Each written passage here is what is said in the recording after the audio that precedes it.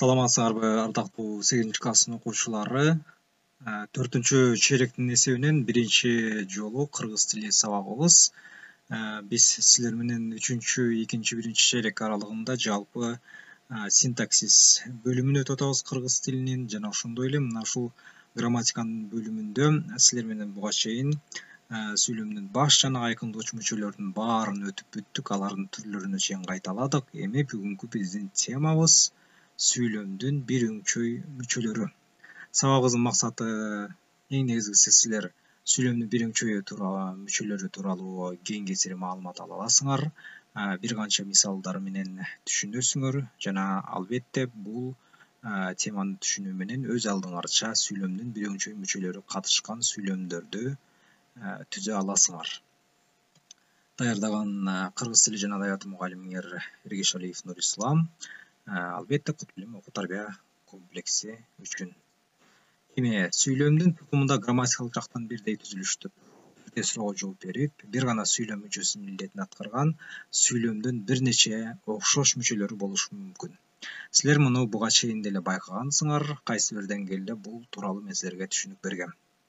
Мына карасаңар, экранда турат. Адамга тиешелүү эң мыкты сапаттар жөнөкөйлүк, ачык айрымдык, ак пейилдүүлүк.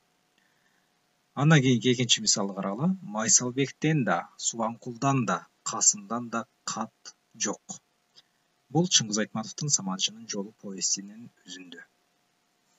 Эми биринчи мисалда жөнөкөйлүк, ачык айрымдык, ак пейилдүүлүк деген сөздөр атоочу жөндөмөдө туруп, эмне деген гана суроого жооп берип, сүйлөмдө баяндоочтук милдет аткарды.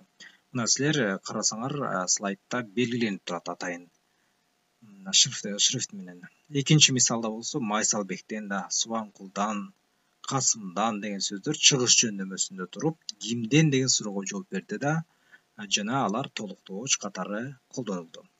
Алар дагы атайын шрифттер менен силер үчүн атайын белгиленген. Слайдты дагы бир жолу көз жүгүртүп карап койсоңор болот. Эми сүйлөмдүн мындай бир өңчөй мүчөлөрү өз ара бири-бирине багынбаган тең укуктагы абалда болот да, сүйлөмдүн бир гана мүчөсү менен байланыш жасайт. Мисалы үчүн схеманы карагыла. Иңир шооласы да тарады, жер жүзүнө жарыктык тиричилик кирди. Касымалы Баялиновдун чыгармасынын өзүндө. Мисалы үчүн карасаңар, эмне кирди? Жарыктык тиричилик кирди. Мына сүйлөмдүн бир гана мүчөсү менен гана байланышты. Ажар элең-элең этип, кылчактап арт жагын карайт, жүгүрөт, шашат. Жалаң баяндооштор, карасаңар. Ажар карайт, жүгүрөт, шашат. Атайын багытчалар менен силерге мына слайдта көрсөтүлүп турат. Ошентип сүйлөмдөрдө бирдей суроого жооп берип, синтаксистик бирдей милдет аткарып, сүйлөмдүн бир гана мүчөсү менен байланыш катыш жасаган жана өз ара тең байланышта келген сүйлөм мүчөлөрү бир өңчөй мүчөлөр деп аталат. Мынакей. Дагы бир жолу кайталайм. Ошентип сүйлөмдөрдө бирдей суроого жооп берип, синтаксистик бирдей милдет аткарып, сүйлөмдүн бир гана мүчөсү менен байланыш катыш жасаган жана өз ара тең байланышта келген сүйлөм мүчөлөрү бир өңчөй мүчөлөр деп аталат.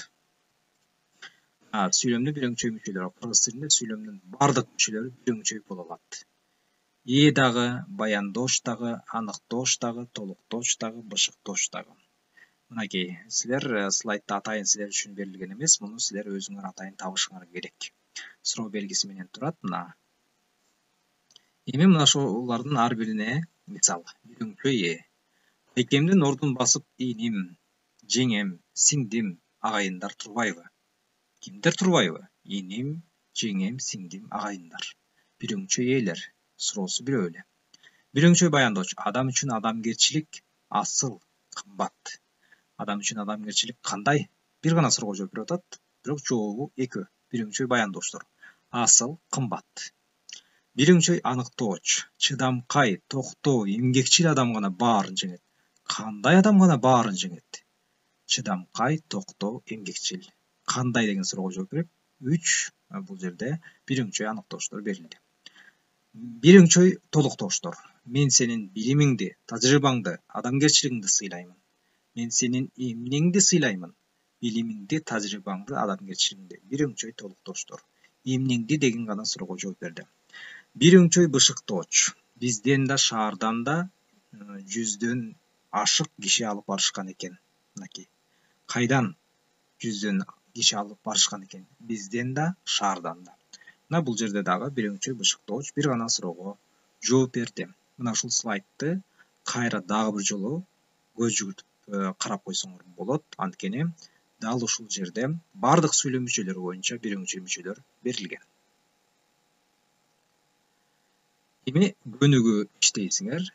Бул жакта көп чекиттердин ордуна ылайык келген бир өңчөй мүчөлөрдү коюп көчүрөсүңөр. Башка айтканда, сөз айкашынын тутумундагы сөздөр бири-бири менен байланыштын кайсы жолдору аркылуу байланышат? Демек, бир канча сүйлөм мүчөлөрүн коесуңар. Сүйлөмдөрдүн ээси баяндооштон качан, кайсы жерде орун алат? Дидактикалык чыгармалардын түрлөрүнө эмнелер кирет? Сөздүн курамы эмнеден турат? Токтогулдун саясий сатиралык чыгармалары булар деп туруп аларды санайсыңар. Демек, бир өңчөй мүчөлөр 2ден кем болбош керек экен да. Мына ушуну дагы эске алып койгула. Эми алар кандай жолдор менен байланышат? Биз алдыңкы сабактарда силерге кеңесири өтүп айтып берем. Мынакей 185 көнүгүү азыркы класс ичиндеги көнүгүү. Муну дептерге толук аткарып, сүрөтүн мага жөнөтөсүңөр. WhatsApp'та жеке. Анан үй тапшырмасы 186 көнүгүү, 175 бет. Толук синтаксистик сүйлөм мүчөлөрү боюнча астын сызып талдоо жүргүзөсүңөр жана жазуу түрүндө сүрөтүн тартып жөнөтөсүңөр. Мөөнөтү мына бүгүн 2 апрель саат кечки 7 же болбосо 19:00 чейин мага жөнөтүп үлгүрүп калышыңар керек. Жана бул 2 көнүгүүгө мен 2 баа коём. Мүмкүн болсо ушул синтаксис талдоо жүргүзүп атканда калем колдонгула же болбосо түстүү сыя колдонсоңор абдан жакшы болот. Анткени ар бир сүйлөм мүчөсү так даана мага белгиленип турат. Демек, бүгүн биз силер менен сүйлөмдүн бир өңчөй мүчөлөрү эмне экендигин кыска, так, таамай түшүнүп алдык деп ойлойм. Анда силер ушул түшүнгөнүңөрдү мына ушул көнүгүүлөр аркылуу билдирсеңер болот. Көңүл бурганыңыздар үчүн чоң рахмат. Мен анда силерден тапшырманы күтүп калам.